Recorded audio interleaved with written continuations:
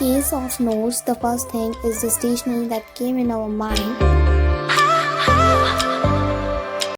One-sided or double-sided. Here I choose the double-sided for my notes.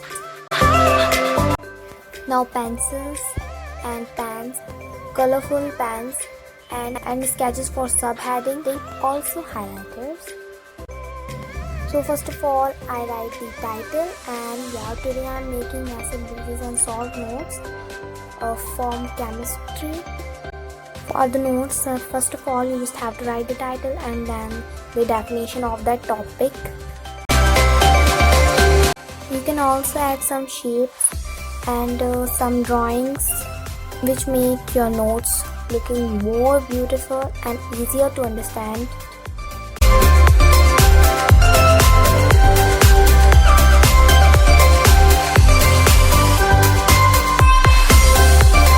And also don't forget to highlight the important parts.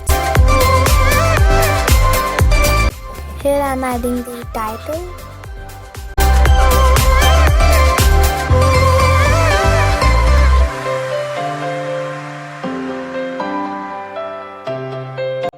You can also add some arrows for subdividing the topic.